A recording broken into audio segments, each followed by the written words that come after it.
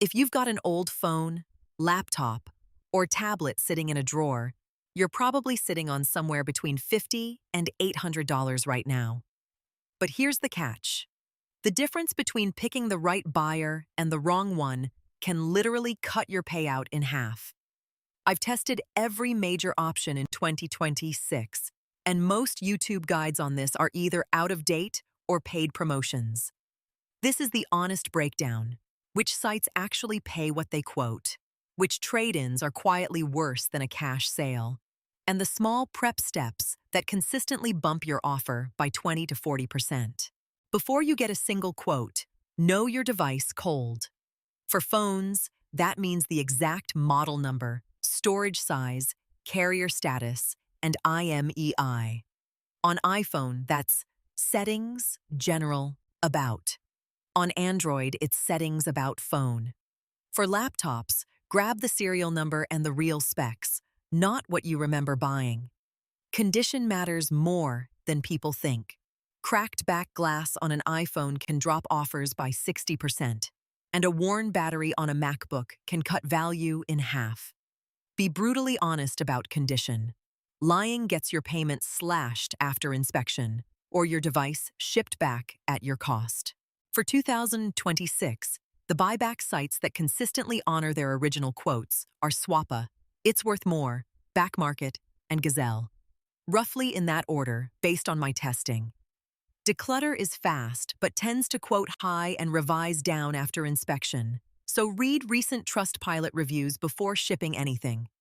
Sell isn't a buyer itself, it's a price aggregator, which is genuinely useful. Plug your device in once and see 12 offers in one screen. Then sanity check each buyer's recent reviews. Avoid any site that won't lock the quote in writing or has an inspection window longer than 5 business days. That's a red flag. Manufacturer trade-ins from Apple, Samsung, Google, and Best Buy are convenient, but convenient rarely means best price. Apple's trade-in usually runs 20 to 40% below what you'd get selling the same phone on Swappa. Where trade-ins do win is during bonus promotions. Samsung and Google often stack extra trade-in credit on new pre-orders, sometimes pushing effective value above the cash market. Best Buy occasionally runs flat-rate trade-ins where any working iPhone earns a fixed credit. So before you assume the trade-in is the worst deal, do the promo math for that specific week.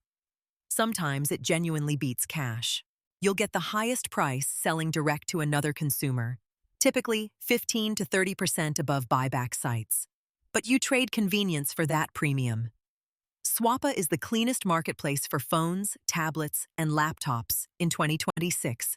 Low fees, simple shipping, and it enforces a working device rule. eBay reaches more buyers, but takes around 13% plus a buyer-friendly return policy. Facebook Marketplace works well for local cash deals on bulky items like TVs and monitors. If you're meeting in person, do it in a police station lobby. If you're shipping anything valuable, use tracking and signature confirmation every single time. For instant cash with zero shipping risk, you've got 3 realistic options. Eco ATM kiosks pay roughly 10 to 30% of resale value. Fine for a broken phone you'd otherwise toss. Terrible for anything actually working. Pawn shops will offer around 25 to 40%, and you can usually negotiate up. Local repair shops sometimes buy working devices for parts at decent prices, so call ahead. Craigslist still works but expects haggling and time wasters. Local options only really make sense when you need cash today, not next week.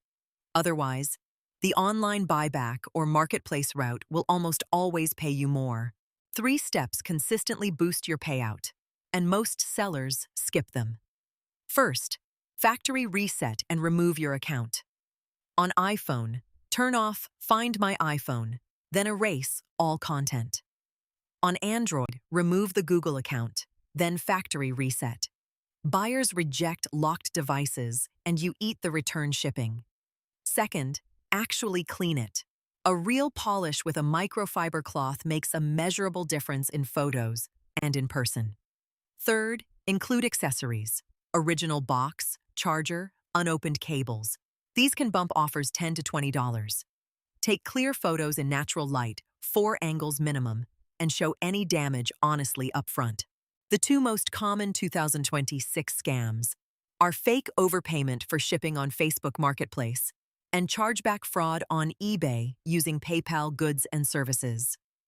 A few rules that have kept me safe across hundreds of sales. Never accept overpayment. Never ship before payment clears. Wait 3 to 5 days for any check or transfer. On eBay, record a short video of you packing, sealing, and labeling the device, showing the serial number on camera. That single habit defeats almost every empty box return scam. Use tracked, insured shipping every single time, even when the buyer offers to cover it themselves.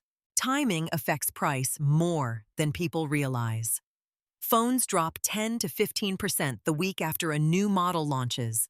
September for iPhones, February for Galaxy S series. So sell before the announcement, not after. Laptops hold value steadier but dip during back-to-school promos in August. Game consoles spike before holidays and dip hard in January. A simple rule: if you're upgrading, sell the old device 2 weeks before the new one arrives. If you've got a drawer device, sell it now. Electronics depreciate around 1 to 2% every month they sit there doing nothing.